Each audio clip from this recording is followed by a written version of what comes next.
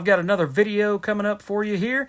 This is going to be another bigger than life with another oversized book.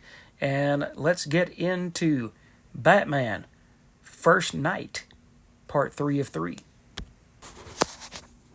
Alright, this is another oversized book. This time it's a DC Black Label book, written by Dan Jurgens with art by Mike Perkins and colors by Mike Spicer. So this concludes the 3-part Black Label series that these guys have been working on that details one of the earliest adventures of Batman in 1939, just as Batman is getting started. Again, as I have always said, this Mike Perkins artwork, good Lord, it's just absolutely gorgeous. It's amazing. And on these bigger pages, it really lets that art breathe. You can really see what's going on with the artwork. You can see the detail between the characters. There we go. You can see the detail between the characters. You can see the detail in the background, facial features. Mike Perkins' artwork for a lot of different series, all the way back to Ruse and his cross-gen work when he started 20 years ago, it almost looks painted. And this goes to Mike Spicer and his color artwork. But the artwork is so realistic that it just almost seems like it's going to jump off the page at you. But this was an entertaining story about undead men that were being used to kind of help someone control Gotham, try to get control of Gotham. You got one of the guys breaking somebody out of the hospital room there. But it just gets back to Batman's Gothic origins. There's fog everywhere. Nothing's clear. And that's, now the story itself, everything's clear in the story. Do not get me wrong, Dan Jurgens does a bang-up job with this story. But Gotham is supposed to be like this. It's supposed to be at night. It's supposed to be spooky and eerie. And the Batman is supposed to scare the living daylights out of you when you first see him, because you don't know whether he's truly human or not. But just like in all good Batman stories, Bats figures out who the culprit is and gives him his own kind of justice. Again, gruesomely rendered.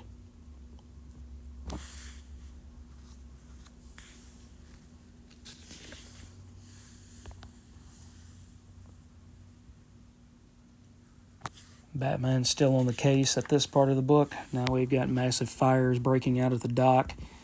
You've got the main villain with his syringe.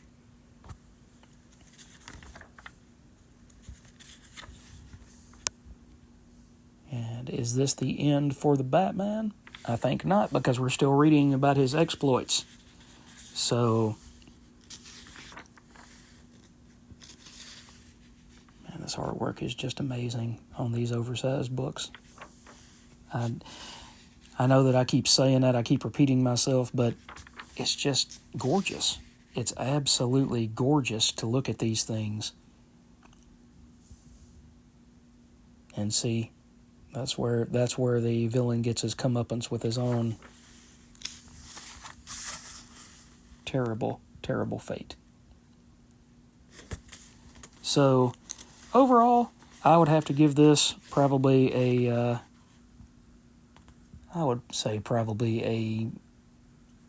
B+. The artwork is absolutely an A. It's not anything that I feel like I'm going to be reading to grandkids or kids 40 years from now. It wasn't that great of a story, but it gives you some more clues, because Dan's been working at DC for years now. I mean, decades.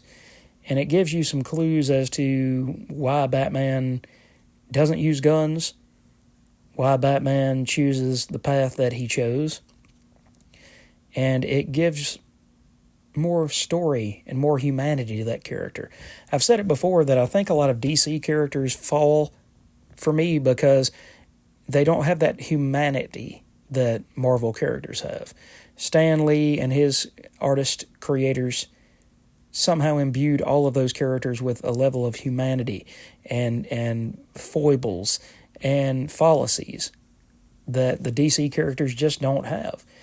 Diana Prince is Wonder Woman, whether she's in the outfit or not. Superman, he doesn't really ever go away from being Superman.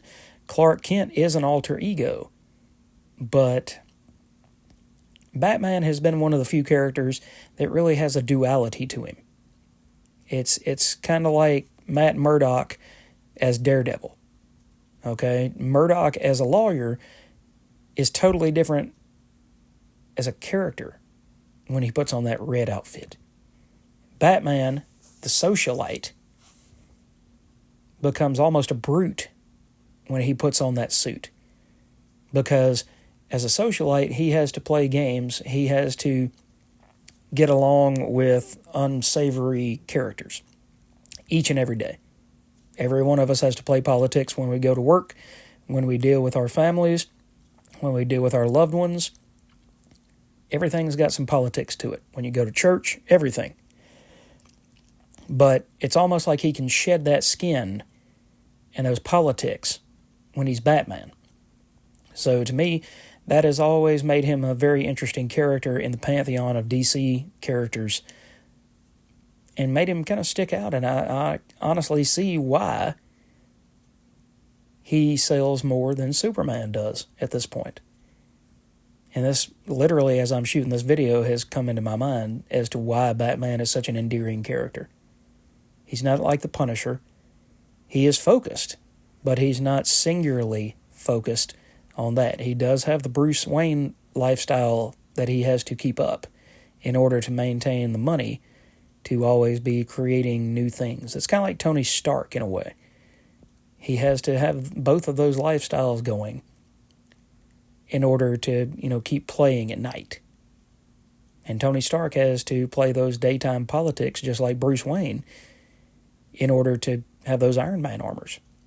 So, anyway, guys, like I said, I really thoroughly enjoyed this. Let me know in the comments if you picked this up.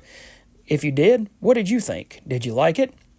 Was the cost too much at $8 an issue? Just let me know. And let me know what you're reading. Let me know what you're excited about. Let me know what books and movies and TV shows are coming up that you think you're going to check out. And I will catch you guys in the next video.